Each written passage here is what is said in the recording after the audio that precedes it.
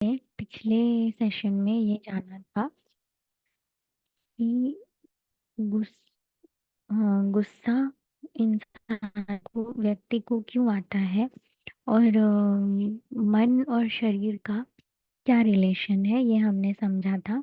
उसको साइकोसोमैटिक एक टर्म हमने देखा था, जो कि एक डिसीज का नाम है। उसमें ये व्यक्ति का मन और शरीर के बीच में क्या इंटर रिलेशन है और मन में किस तरह के गहरे सोच के प्रभाव पड़ने की वजह से शारीरिक रोग कैसे उत्पन्न होते हैं, ये हमने देखा था। तो उसके आगे आज हम पढ़ने वाले हैं उम, कि उसके ही आगे का पार्ट हम आज पढ़ने वाले हैं। तो एक लास्ट पैराग्राफ मैं स्टार्ट करती हूँ, पेज नंबर 37 से। थोड़ा सा वो बाकी था। पसीना छूटने से पता चलता है कि भावनाएं शरीर की उन ग्रंथियों को प्रभावित करती हैं जो पसीना छोड़ने का काम करती हैं। बहुत बुरी खबर सुनने या मानसिक आघात पहुंचने से घबरा उठने के साथ मूर्छित तक हो जाने की स्थिति दर्शाती है कि मस्तिष्क का क्रियाकलाप भी भावनाओं से प्रभावित है। ये सब स्थितियां इस बात की द्योतक है कि परिस्थितियां भावनाओं को जन्म देती है। भावनाएं शारीरिक भावनाओं को जन्म देती है और भावनाएं शारीरिक प्रक्रियाओं को परिस्थिति विशेष से निपटने के लिए शरीर में होने वाले ये परिवर्तन प्रकृति की बहुत ही उपयोगी व्यवस्था है। हमने यहाँ तक पढ़ लिया था। तो इसमें हमने ये समझा था कि अलग अलग परिस्थिति में इंसान का अलग अलग एक्सप्रेशन होता है और वो अलग अलग तरीके से रिएक्ट करता है। और किसी सिचुएशन में अगर व्यक्ति डरा हुआ है तो किस तरह के बॉडी फिजिकल एनाटॉमिकल चेंजेस होते हैं, ये हमने पढ़ा था। पसीना अगर छूटता है तो किस तरह की भावना बिहेवियरल चेंजेस होते हैं और कौन सी ग्लैंड से पसीना जो है, स्वेट ग्लैंड जो होता है बॉडी में, उससे फिर स्वेट्स निकलते हैं, ये भी देख ये हमने अभी पढ़ा। और तो अब हम आगे पढ़ेंगे। परंतु कई बार अकारण ही व्यर्थ की चिंताएं होती हैं और उन स्थितियों में भी यही परिवर्तन होने लगता है। लंबे समय तक यही स्थिति बनी रहे तो मनुष्य शरीर कई रोगों से आक्रांत हो जाता है। आधुनिक सभ्यता में जीवन क्रम की तेज गतिशीलता और कदम कदम पर प्रतिस्पर्धा की आपाधापी भी मस्तिष्क में मिथ्या आशंकाओं, भय और गुत्थियों को जन्म देती है। वैसी दशा में मस्तिष्क को आदेश से शरीर में वैसी प्रक्रिया होने लगती है जैसी कि वास्तविक संकट के समय होती है। मनोवैज्ञानिकों का कहना है कि इस तरह की प्रक्रिया अपेक्षाकृत कम तीव्र होती है, परंतु वे लंबे समय तक चलती हैं। जब वास्तविक संकट सामने होता है तब तो ये प्रतिक्रिया जितनी तेजी शुरू होती है उतनी तेजी से संकट दूर हो जाती है और अपने आप समाप्त हो जाती है। लेकिन वास्तविक और अमूर्त संकट से उत्पन्न प्रक्रिया भले ही तीव्र न हो, पर धीमे धीमे शरीर में चलती जाती है तथा उस शरीर को नुकसान पहुंचाती है। अभी हमने पढ़ा कि कोई भी ऐसी सिचुएशन या फिर कोई एक तरह का अलग तरीके का घटना अगर सामने आता है, किसी के साथ घटना होती है, तो हमारी जो शरीर है वो उसके ऊपर अपनी प्रतिक्रिया व्यक्त करती है। और जितने लंबे समय तक वो घटने का क्रम रहेगा उतने समय तक वो प्रतिक्रिया होगी। और जितने जल्दी अपनी बॉडी रिएक्ट करती है और जितने जल्दी वो प्रतिक्रिया प्रक्रिया चलती है उतने ही धीरे धीरे हमारी बॉडी रिएक्ट करती है और बॉडी को ही उसका नुकसान पहुंचता है। एज एन एग्जाम्पल हम आगे पढ़ रहे हैं। उदाहरण के लिए वास्तविक संकट उत्पन्न होने के कारण हृदय की गति बढ़ जाती है और संकट समाप्त होते ही पुनः स्वाभाविक स्थिति में आ जाती है। किंतु मनोकल्पित आशंका से हृदय गति कुछ तेजी से ही धड़कती है और आशंकाओं का कोई आधार तो होता नहीं। अतः ये आशंकाएं भी लंबे समय तक चलती रहती हैं और हृदय गति भी निरंतर बढ़ती हुई लगी रहती है। उस लगी रहने रखती है जो शारीरिक व्याधि का रूप धारण कर लेती है। उपरोक्त ढंग से बढ़ी हुई हृदय की गति के रोग को टैकीकार्डिया कहा जाता है। तो यहाँ पे हमने पढ़ा, एक एग्जाम्पल देखा कि कोई अगर ऐसी कोई सिचुएशन हमारे सामने आई है और उसमें अब जो हार्ट बीट है वो काफ़ी ज़्यादा फास्ट हो गया है।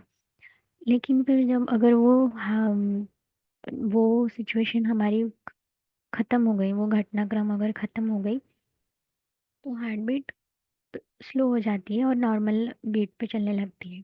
लेकिन अगर हमारे मन में कोई प्रकार का चिंता या किसी प्रकार का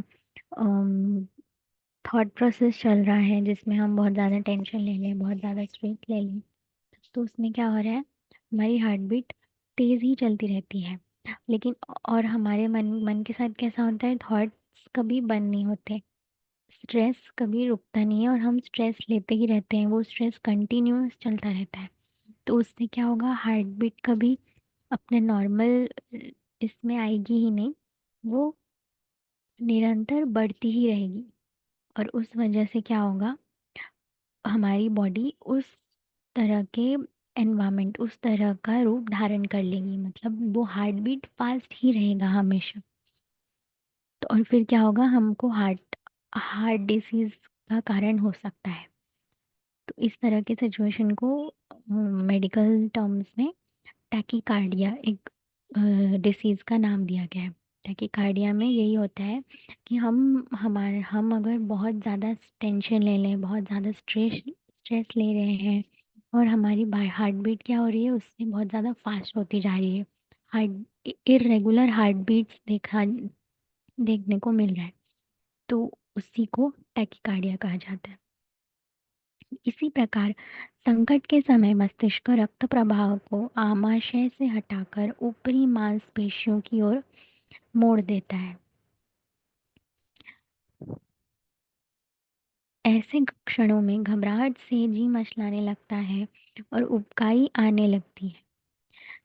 इस इसका मतलब यह है, यहाँ पे देखा कि उस सेम सिचुएशन एक ऐसी है कि हमारा जो ऐसी सिचुएशन में क्या होता है, हमारा जो ब्रेन है वो खून को नॉर्मली खून जिस तरह से फ्लो होता है उसका अपोजिट होने लगता है। जो हमारा ब्रेन है वो रक्त प्रवाह को पेट से मसल्स की ओर, ऊपरी मसल्स की ओर ब्लड फ्लो करने लगता है। तो ऐसे मोमेंट में क्या होता है, हमको पैनिक पैनिक मतलब हम घबराने लगते हैं, हमारा जी मचलता है, हमें मड़मड़ होता है, हमें उल्टियाँ जैसे लगने लगते हैं। क्यों? क्योंकि ब्लड फ्लो जो है वो अपोजिट हो रहा है। और जो ये प्रोसेस है, यह प्रक्रिया मिथ्या भय के कारण भी होता है। और ये जो प्रोसेस है, ये जो इरेगुलर ब्लड फ्लो है, वो हमारे अंदर की घबराहट की वजह से, मिथ्या भय मतलब फियर, फॉल्स फियर यानी कि एंजाइटी, उस वजह से होता है। और क्या, अवास्तविक भय के कारण ही यह प्रक्रिया निरंतर चलती रहती है। और इसी तरह के अननेसेसरी फियर के कारण ही हमारा ब्लड फ्लो जो है, ये प्रक्रिया जो है चलती रहती है। ऐसी स्थिति में वह खट्टी डकारें आना आना, जी मचलाना ऐसे लक्षण प्रकट होते हैं।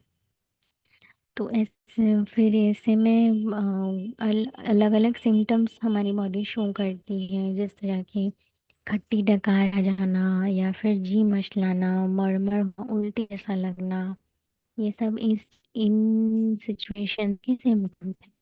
तो ये लक्षण रोग के प्रतीत होते हैं और लगता है कि शरीर स्वास्थ्य में कोई खराबी आ गई है, परंतु वास्तविक में इनकी जड़ मन के भीतर होती है। व्यक्ति इस बात को नहीं समझता और मानसिक कारणों को यथावत रखते हुए रोग की भी चिंता और करने लगता है।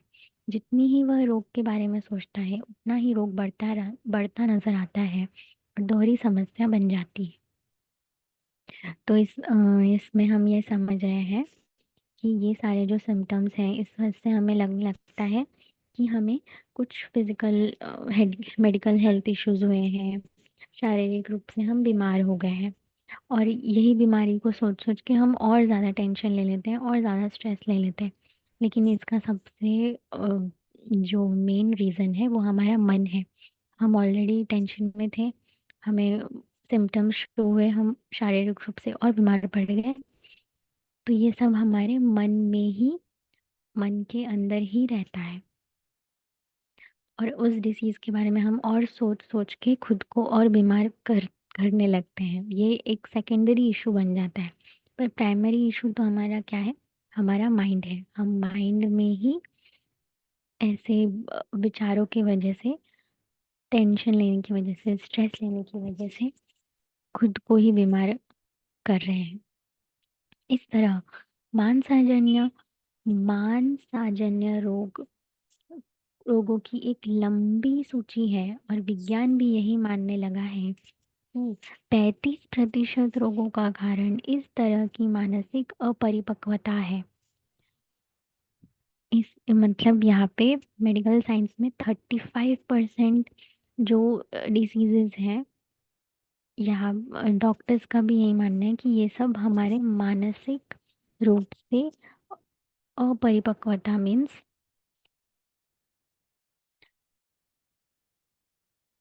इमेच्योरिटी, हमारे मानसिक रूप से इमेच्योरिटी रहने का कारण ही डिसीजेज होता है। सॉरी, यहाँ पे ये 65% है, सॉरी, हिंदी में वो, इंग्लिश में 65%। व्यक्तित्व में प्रौढ़ता का अभाव ही मानसजन्य शारीरिक रोगों का कारण बनती है। दूसरे शब्दों में कहा जाए तो निरंतर किन्हीं बातों को लेकर चिंतित रहना, गलत सलत शंकाएं करते रहना और व्यर्थ ही वहम पालना मानवीय मस्तिष्क को अत्यंतिक तनावग्रस्त कर देता है। तनाव का बहुत अधिक बढ़ जाना ही इस तरह के रोगों का कारण बनता है। अब हम दूसरे शब्दों में यहाँ समझते हैं कि लंबे समय से कुछ कुछ बातों को लेकर हमेशा टेंशन में रहना, अलग अलग और उसी टेंशन में रहते रहते उस मन ही मन गलत सलत अपने मन में शंकाएं पालना, अलग अलग प्रकार के वहम पालना, ये सब हमारा मानवीय मस्तिष्क, हमारा मन ही हमसे करवाता है और हम अपने आप में ही तनावग्रस्त रहते हैं। तो यही तनाव और तनाव का बहुत अधिक बढ़ जाना, मतलब तनाव, स्ट्रेस का बहुत ज़्यादा बढ़ जाना ही रोगों का कारण बनता है। सही भी है, हम इतना अपने लाइफ के प्रॉब्लम्स में इतने ज़्यादा उलझे रहते हैं, इतने ज़्यादा स्ट्रेस्ड आउट रहते हैं कि हम अपने आप को ही और ज़्यादा इन सब में परेशान करते हैं। तो इसका आगे सॉल्यूशन हम पढ़ने वाले हैं। मनोवैज्ञानिक मानते हैं कि तनाव जीवन का एक अनिवार्य अंग है, परंतु वह सीमा से अधिक हो जाता है तो मस्तिष्क और शरीर पर बुरा प्रभाव डालने लगता है। सिएटल के वॉशिंगटन विश्वविद्यालय में चिकित्सा विभाग के प्रधान डॉक्टर होम्स ने हाल ही में लंबे समय तक शोध और अनुसंधान के बाद यह प्रतिपादित किया है कि सक्रिय जीवन व्यतीत करते हुए कोई भी व्यक्ति तनाव से पूर्णतः मुक्त नहीं हो सकता। उनका कहना है कि एक ही तरह की घटनाएं अलग अलग अनुपात से तनाव का कारण बनती है। उन्होंने ऐसी विभिन्न घटनाओं की तथा घटकों की एक लंबी सूची बनाई जिसके कारण मानसिक तनाव उत्पन्न होता है तथा इन घटनाओं के लिए अंक निर्धारित किए और कहा कि वर्ष में 200 अंकों से अधिक तनावपूर्ण स्थितियों में स्वास्थ्य के लिए खतरा उत्पन्न हो सकता है। यहाँ हम गए हैं कि कुछ मनोवैज्ञानिक हैं, कुछ साइंटिस्ट हैं, उन्होंने ऐसा रिसर्च किया, ऐसा अनुसंधान अनुसंधान किया कि हमारे मानवीय जीवन जो है वो कभी तनाव मुक्त नहीं रह सकता। हम कभी स्ट्रेस फ्री नहीं रह सकते। कुछ ना कुछ प्रॉब्लम्स आते ही हैं, कुछ ना कुछ ऐसी घटनाएं, ऐसी सिचुएशंस आती ही हैं कि व्यक्ति हमेशा तनाव में ही रहता है। और उन्होंने ऐसे सिचुएशंस की लिस्ट तैयार की कि कि मानसिक तनाव कैसे उत्पन्न होता है और किन किन सिचुएशंस में व्यक्ति को तनाव आ सकता है। तो ऐसे कुल मिलाकर 200 से भी ज़्यादा तनावपूर्ण स्थितियाँ उन्होंने अ, उत्पन्न होते हुए देखा। मतलब उत्पन्न हो सकता है, ऐसा उन्होंने अपने रिसर्च में देखा। डॉक्टर होम्स ने जीवन साथी की मृत्यु से लेकर रहन-सहन में परिवर्तन और यहाँ तक कि सोने की आदतों में बदलाव तक भी तनाव का कारण बताया गया। उन्होंने इतने ऐसे-ऐसे सिचुएशंस देखे कि किसी के घर में कोई क्लोज़ पर्सन की डेथ हो जाना या फिर उम, लाइफ़स्टाइल में चेंज आ जाना या फिर सोने की आदत में बदलाव बदलाव आ जाना। कोई भी सिचुएशन में भी तन स्ट्रेस का रीज़न मतलब तनाव का यह रीज़न हो सकता है। यह बात अलग है कि कौन व्यक्ति इन घटनाओं से कितना तनाव अनुभव करता है। इस तनाव से पूर्णतः छुटकारा नहीं पाया जा सकता और न ही इसके लिए चिंता करने की कोई आवश्यकता है। परंपरा ने मनुष्य शरीर और मन को इस योग्य बनाया है कि वह दैनंदिन जीवन में आने वाला तनाव को झेल सके। समस्या उत्पन्न तब होती है जब मनुष्य साधारण घटनाओं को भी आवश्यक से अधिक महत्व देने लगता है। इस स्थिति से बचने के लिए एक ही उपाय है कि मनुष्य अपनी सीमाओं और सामर्थ्य को सही ढंग से पहचाने तथा उनके अनुसार अपना जीवन क्रम बनाए। तो हम यहाँ पढ़ रहे हैं कि मनुष्य कभी स्ट्रेस फ्री नहीं रह सकता। उसके रोज़मर्रा के जीवन में कोई ना कोई घटना होती ही रहती है जिसकी वजह से वो टेंशन लेगा ही। वो कभी तनाव से दूर नहीं भाग सकता। लेकिन जो भी समस्या अगर उत्पन्न होती है तो उसे उसके बारे में ज़्यादा न सोच के साधारण घटनाओं को भी ज़रूरत से ज़्यादा हम इम्पोर्टेंस देने लगते हैं। इस वजह से हमें स्ट्रेस होता है। इस स्थिति से बचने का एक ही उपाय है कि मनुष्य अपनी सीमाओं और सामर्थ्यों से को सही ढंग से पहचाने तथा उनके अनुसार अपना जीवन क्रम बनाए। प्रसिद्ध मनोवैज्ञानिक और डॉक्टर सोलिए के अनुसार अपनी सामर्थ्य के अनुसार तनाव झेलना स्वास्थ्य के लिए अच्छा नहीं है। मतलब अपने कैपेसिटी के अनुसार उससे ज़्यादा हम तनाव लेते हैं, इससे ज़्यादा हम तनाव लेते हैं और ये तनाव हमारे हेल्थ के लिए बिल्कुल भी अच्छा नहीं। लेकिन सामर्थ्य से अधिक तनाव बढ़ता प्रतीत हो तो डॉक्टर सोलिए ने उसके लिए श्रम को सबसे बड़ा उपचार बताया। अपने आप को व्यस्त रखना अपने अनेक प्रकार की समस्याओं के साथ मानसिक तनाव से मुक्त होने का भी अचूक उपाय है। मतलब इसका एक सॉल्यूशन बताया जा रहा है कि अपने आप को अगर कभी भी हमें स्ट्रेस होता है तो किसी दूसरे एक्टिविटीज़ में हमें अपने आप को बिज़ी कर लेना चाहिए। ये एक सॉल्यूशन यहाँ पे दिया जा रहा है। महत्वाकांक्षाओं और क्षमताओं में सामंजस्य भी तनाव की संभावना को बहुत कम कर देता है।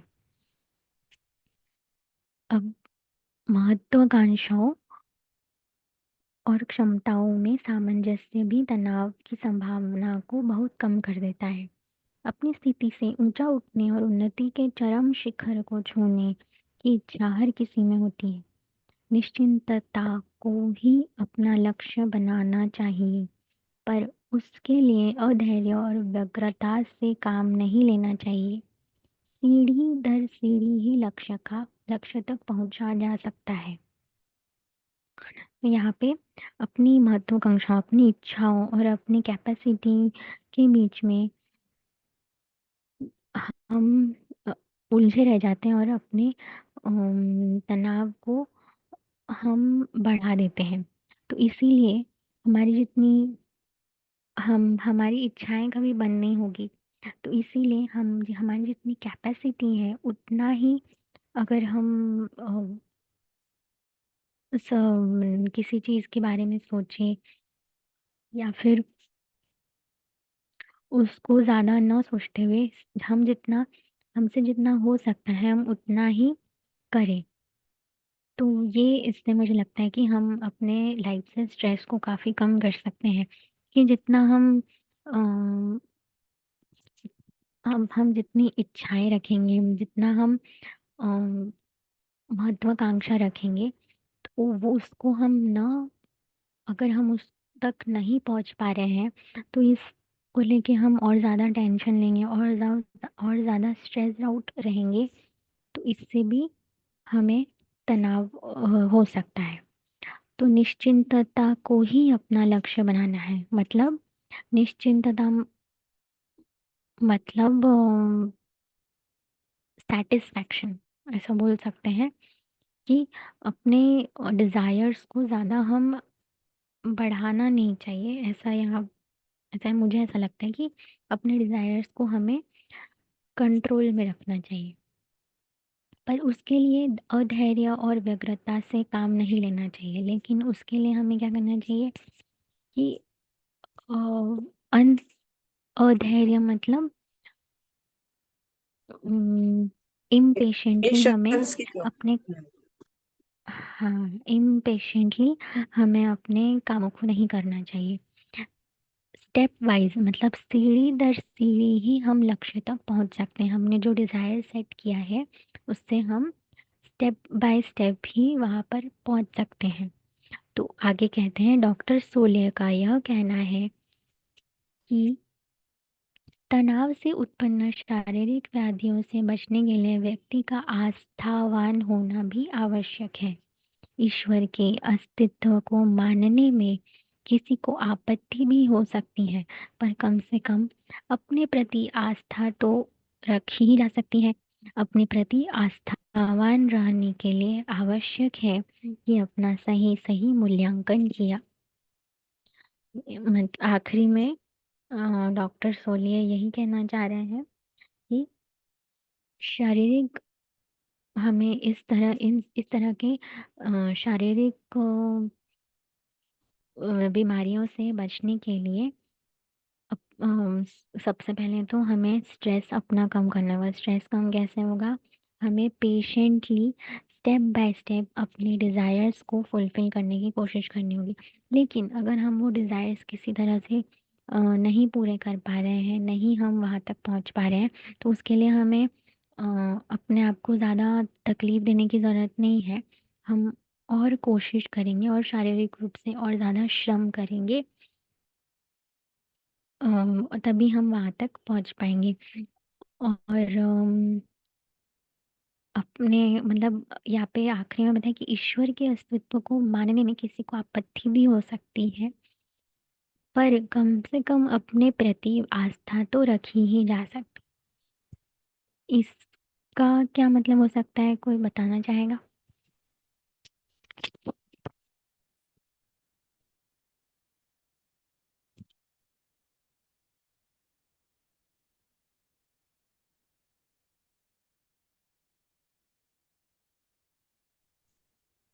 मुझे लगता है कि मैं कौन हूँ, ये यानी कि शरीर नहीं आत्मा, इस पर आस्था रखना, मतलब ऐसा मुझे लगता है। और कोई बता सकता है तो।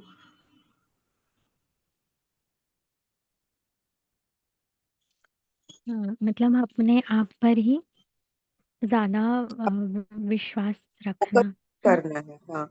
अपना मूल्यांकन करना है कि मैं मेरे अंदर क्या क्या अच्छे गुण हैं। और क्योंकि महत्वाकांक्षा जितनी ज्यादा बढ़ती है उतना स्ट्रेस टेंशन भी आता है। तो हम्म। मतलब अम, मेरी क्षमता कितनी है और मैं कहाँ तक कर सकता हूँ, तो उसी हिसाब से मुझे स्टेप स्टेप वाइज वहां तक पहुंचना है। छोटे छोटे संकल्प करके फिर हम संकल्प करेंगे, वो पूरे होंगे तो आत्मविश्वास बढ़ेगा। आत्मविश्वास बढ़ेगा तो फिर हम अगली स्टेप में बहुत अच्छे से कर पाएंगे। तो इसी से हम जो हमने सोचा है वो उसको पा सकते हैं। नहीं तो एकदम से छलांग नहीं मार सकते, और छलांग के कारण ही हमें टेंशन आता है। इसलिए उन्होंने कहा कि स्टेप वाइज करो, अपनी क्षमता के अनुसार करो। बहुत बड़ा, जैसे कि हम नीट के एग्जाम, हम कितने मतलब कितनी पढ़ाई कर सकते हैं, हमारी कितनी क्षमता है, हमारा कितना अंडरस्टैंडिंग है, ये हमने खुद जानना चाहिए। और फिर उस तरह से हमने अपना गोल सेट करना चाहिए कि मैं ठीक है, डॉक्टर नहीं तो डेंटिस्ट, डेंटिस्ट नहीं तो बीएमएस, डीएचएमएस, ऐसे करके अपना गोल डिसाइड करना चाहिए और उसके हिसाब से अपने को पढ़ना चाहिए। या तो बहुत बड़े महत्वाकांक्षा रहती है लेकिन अपने अंदर उतनी कैपेसिटी नहीं रहती, तो फिर वो व्यक्ति कर नहीं पाता है, तो अतिरिक्त टेंशन लेता है, तो उसमें डिप्रेशन में चला जाता है। और फिर जीवन जीने की इच्छा नहीं होती, तो कभी कभी आत्महत्या तक करने की सोचता है।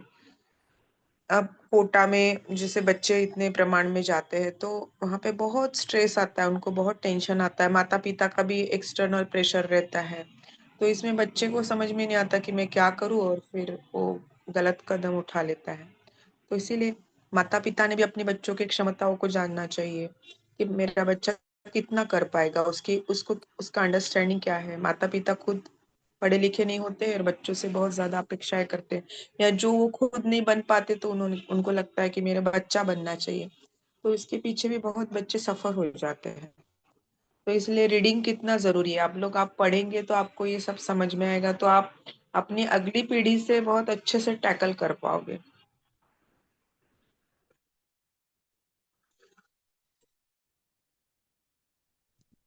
अभी 6 मिनट बिल्कुल। बचे हैं तो इसी पे डिस्कशन होना चाहिए, है ना।